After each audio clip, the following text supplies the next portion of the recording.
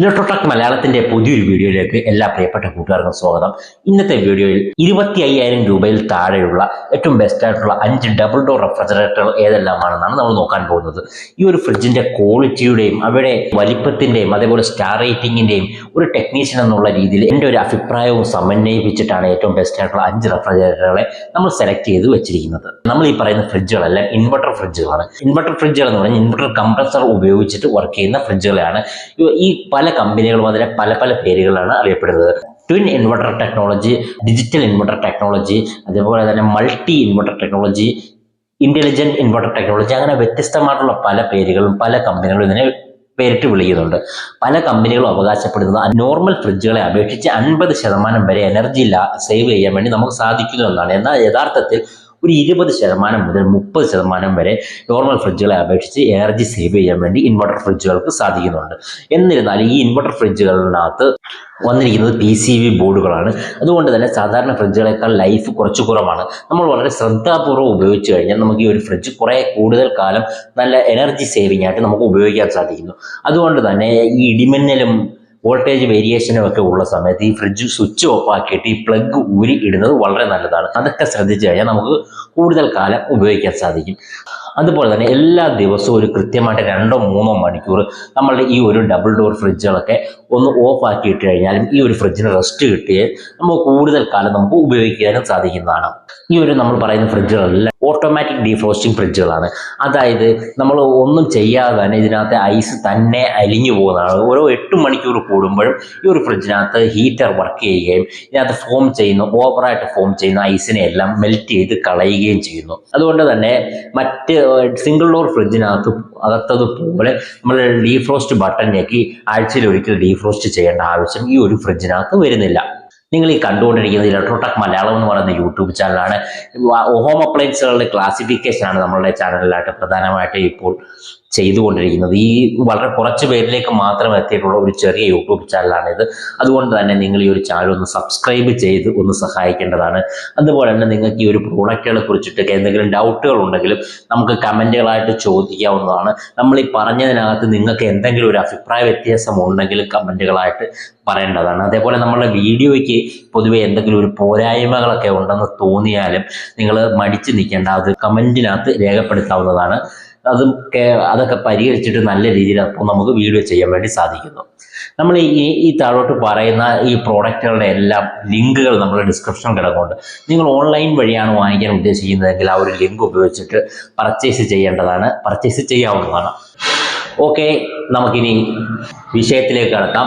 2023 നമുക്ക് ഉപയോഗിക്കാൻ കഴിയുന്ന ഏറ്റവും ബെസ്റ്റ് ആയിട്ടുള്ള 25,000 രൂപയിൽ താഴെയുള്ള 5 ഡബിൾ ഡോർ റെഫ്രിജറേറ്ററുകളുടെ കൂടെ 5ാം സ്ഥാനത്തായിട്ട് ഞാൻ ഉൾപ്പെടുത്തിയിരിക്കുന്നത് ഹെയറാണ്. ഹെയറിന്റെ 255 ലിറ്റർ 3 സ്റ്റാർ റെഫ്രിജറേറ്ററുകളാണ് ഈ ഒരു ഗണത്തിലേക്ക് നമ്മൾ ഉൾപ്പെടുത്തിയിരിക്കുന്നത്. ഇതിന്റെ ഗ്രോസ് കപ്പാസിറ്റി എന്ന് പറയുന്നത് 278 ലിറ്ററാണ് വന്നിരിക്കുന്നത്. 210 ലിറ്റർ ഫ്രിഡ്ജും 68 ലിറ്റർ ഫ്രീസറുമാണ് വന്നിരിക്കുന്നത്. ഈ ഒരു ഫ്രിഡ്ജ് ഒരു വർഷം മുഴുവൻ ഉപയോഗിച്ചു കഴിഞ്ഞാൽ 185 യൂണിറ്റ് വൈദ്യുതി ഉപയോഗിക്കത്തുള്ളൂ എന്നാണ് സ്റ്റാർ റേറ്റിംഗിന്റെ അടിസ്ഥാനത്തിൽ പറയുന്നത്. ട്വിൻ ഇൻവെർട്ടർ ടെക്നോളജി എന്ന് പറയുന്ന ടെക്നോളജിയാണ് ഈ ഒരു ഫ്രിഡ്ജിനകത്ത് ഉപയോഗിച്ചിരിക്കുന്നത്. കൺവെർട്ടബിൾ 5-in-1 ഓപ്പറേറ്റിംഗ് മോഡുകൾ ഈ ഒരു ഫ്രിഡ്ജിനകത്ത് വന്നിട്ടുണ്ട്. ഈ ഒരു ഫ്രിഡ്ജിനകത്ത് മൂവബിൾ ഐസ് ട്രേകൾ വന്നിട്ടുണ്ട്. 1 hour ഐസിങ് ടെക്നോളജി എന്ന് പറയുന്ന ഒരു ടെക്നോളജി ഇതിനകത്ത് വന്നിട്ടുണ്ട്. 1 മണിക്കൂർ കൊണ്ട് നമുക്ക് ഐസ് ഫോം ചെയ്തെടുക്കാൻ കഴിയുമെന്നാണ് ഹെയർ അവകാശപ്പെടുന്നത്. ഈ 1 മണിക്കൂർ ഞാൻ വെച്ച് നോക്കിയിട്ട് നല്ല സോളിഡ് ആയിട്ടുള്ള ഐസ് അല്ല ഉണ്ടായി വരുന്നത്. കുറച്ചും കൂടിയൊക്കെ കട്ടിയാവാനുള്ള മൃദുവായിട്ടുള്ള ഐസാണ് ഈ 1 മണിക്കൂർ കൊണ്ട് ഫോം ആയിട്ട് വരുന്നത്. അതേപോലെ തന്നെ ആന്റി ബാക്ടീരിയൽ റിമൂവബിൾ ഗ്യാസ്കറ്റാണ് വന്നിരിക്കുന്നത്. ഗ്യാസ്കറ്റ് എന്ന് പറഞ്ഞാൽ ഈ ഒരു ഫ്രിഡ്ജിന്റെ ഡോറിനകത്ത് വരുന്ന റബ്ബർ ബീഡിങ്ങിനെയാണ് ഗ്യാസ്കറ്റ് എന്ന് പറയുന്നത്. ഇത് നമുക്ക് ഊരി വാഷ് ചെയ്യത്തക്ക രീതിയിലുള്ള ഒരു ഗ്യാസ്കറ്റാണ് വരുന്നത്. അത് വളരെ നല്ല ഒരു സംഭവമാണ്. ഈ ഒരു ഫ്രിഡ്ജ് എന്ന് പറഞ്ഞാൽ സ്റ്റെബിലൈസർ ഫ്രീ ഓപ്ഷനാണ് വരുന്നത്. 135 വോൾട്ട് മുതൽ 290 വോൾട്ട് വരെയുള്ള വൈദ്യുതിയിലും ഈ ഒരു ഫ്രിഡ്ജ് വർക്ക് ചെയ്യാൻ സാധിക്കുമെന്നാണ് ഹെയർ അവകാശപ്പെടുന്നത്. അതുപോലെ തന്നെ ഈ ഒരു ഫ്രിഡ്ജിന്റെ വെയിറ്റ് എന്ന് പറയുന്നത് 56 കിലോഗ്രാമാണ്. 1 ഇയർ ഫുൾ വാറന്റിയാണ് വന്നിരിക്കുന്നത്. 10 ഇയർ കംപ്രസർ വാറന്റിയാണ് വന്നിരിക്കുന്നത്. ഈ ഒരു ഫ്രിഡ്ജിന്റെ വില എന്ന് പറയുന്നത് 26,000 രൂപയാണ്. നമ്മൾ നോർമലി നോക്കുമ്പോൾ ഇത്രയും വലിപ്പമുള്ള ഇത്ര എനർജി എഫിഷ്യൻ്റ് ആയിട്ടുള്ള ഫ്രിഡ്ജ് നമുക്ക് വേണമെന്നുണ്ടെങ്കിൽ ഈ ഒരു ഹെയറിന്റെ ഫ്രിഡ്ജ് നമുക്ക് വാങ്ങിക്കാവുന്നതാണ്. ഇനി നമ്മൾ ഈ ഒരു 4ാം സ്ഥാനത്ത് കൊടുത്തിരിക്കുന്നത് ഗോദ്രേജ് ആണ്. ഗോദ്രേജിന്റെ 244 ലിറ്റർ 3 സ്റ്റാർ റെഫ്രിജറേറ്ററാണ് ഈ ഒരു ഗണത്തിൽ നമ്മൾ ഉൾപ്പെടുത്തിയിരിക്കുന്നത്.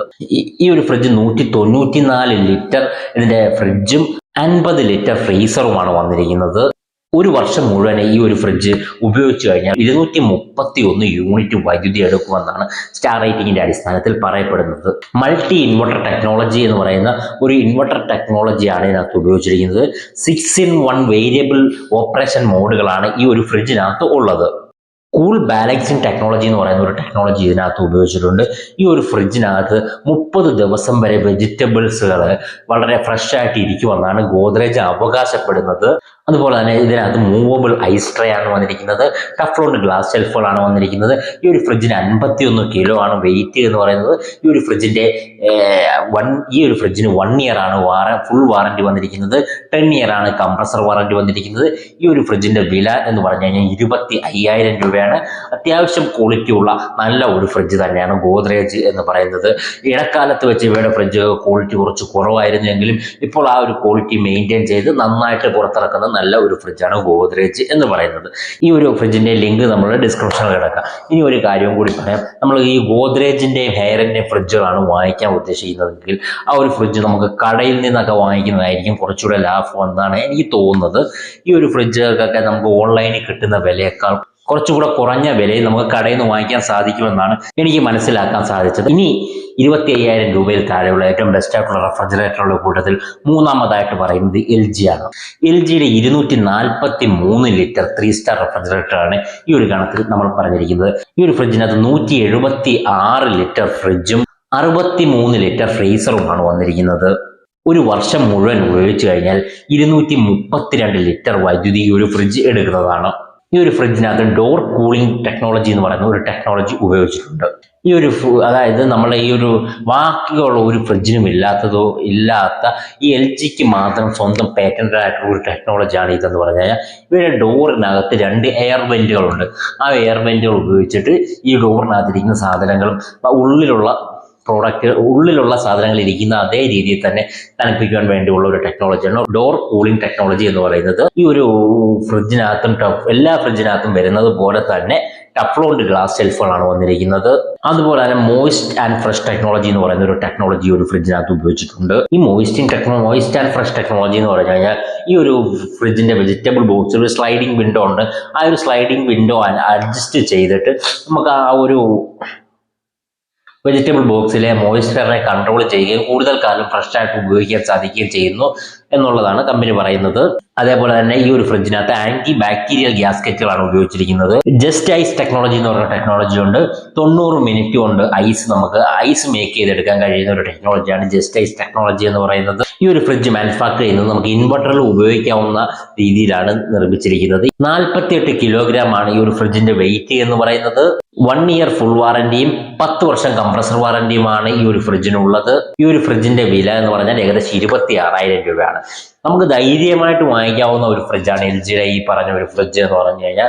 കൂടുതൽ കാലം ഉപയോഗിക്കാൻ സാധിക്കുകയും നല്ല ടെക്നോളജികൾ ഉപയോഗിച്ചിട്ടുമൊക്കെ ഉള്ള നല്ലൊരു ഫ്രിഡ്ജാണ് LGയുടെ ഈ പറഞ്ഞ ഫ്രിഡ്ജ് എന്ന് പറയുന്നത്. ഇനി ഏറ്റവും ബെസ്റ്റ് ആയിട്ടുള്ള 25,000 രൂപയിൽ താഴെയുള്ള 2023 നമുക്ക് ഉപയോഗിക്കാവുന്ന ഡബിൾ ഡോർ റെഫ്രിജറേറ്ററുകളുടെ കൂട്ടത്തിൽ രണ്ടാമതായിട്ട് നമ്മൾ പറയുന്നത് സാംസങ്ങിന്റെ 234 ലിറ്റർ 3 സ്റ്റാർ റെഫ്രിജറേറ്ററുകളെയാണ്.